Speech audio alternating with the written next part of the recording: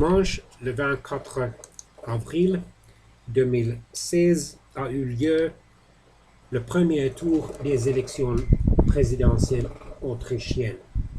Selon les figures préliminaires, le candidat présidentiel du Parti pour la liberté autrichienne, qui est un parti populiste de la droite, fortement eurosceptique, fortement anti-islamique et aussi largement anti-immigration et contre les privilèges de l'établissement politique autrichien. M. Hofer a reçu 36,4% des voix selon les résultats inofficiels.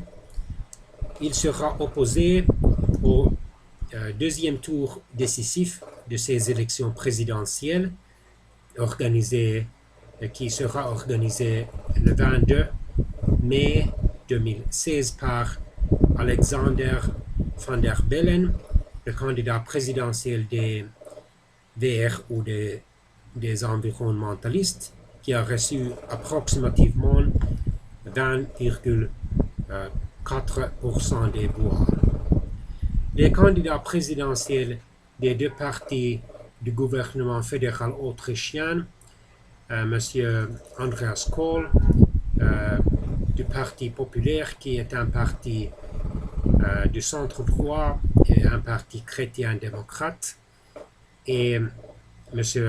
Rudolf Hundstorfer des social-démocrates ont reçu quelques 11,2% des voix et ont été éliminés du deuxième tour.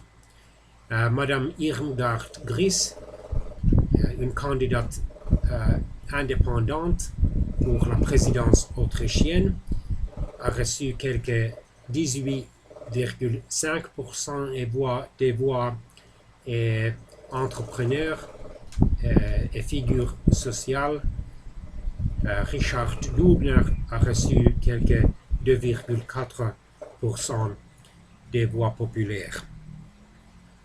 Selon les sondages, M. Hofer est favori pour être élu le président fédéral autrichien,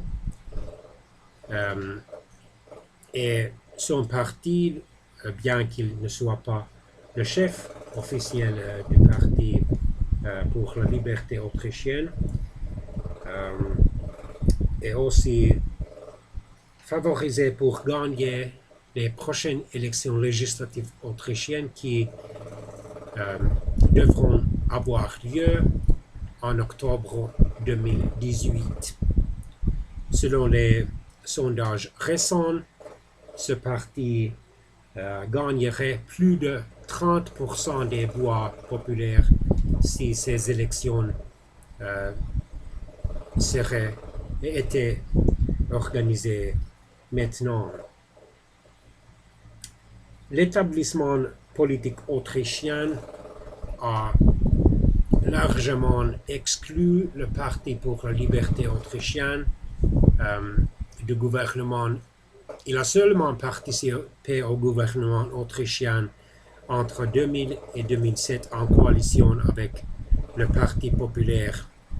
Pendant ce temps, il a perdu plus de moitié de ses souteneurs dans les élections législatives fédérales autrichiennes, mais son absence du gouvernement fédéral autrichien, couplée par ses demandes d'être retourné au gouvernement, ses arguments comme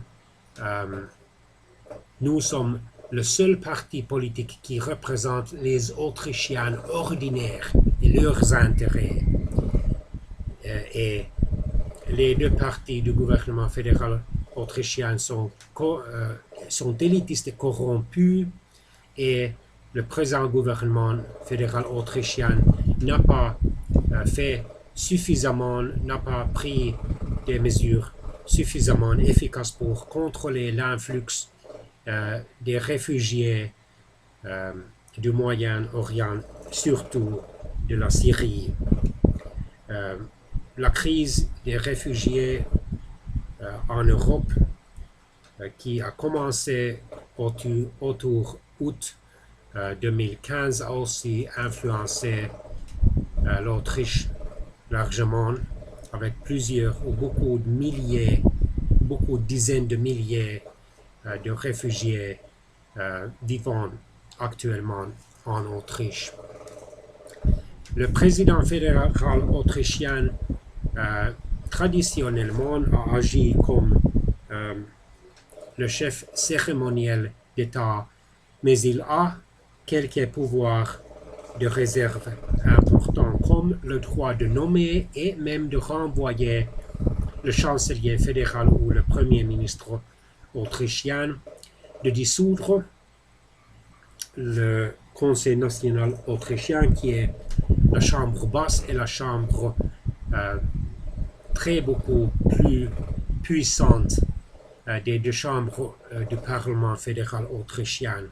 Probablement, le président fédéral autrichien peut aussi vetoer les lois ou des lois approuvées par le Parlement fédéral autrichien. En pratique, il n'a pas utilisé ses pouvoirs de réserve importants pour quelques décennies, avec seulement quelques rares exceptions.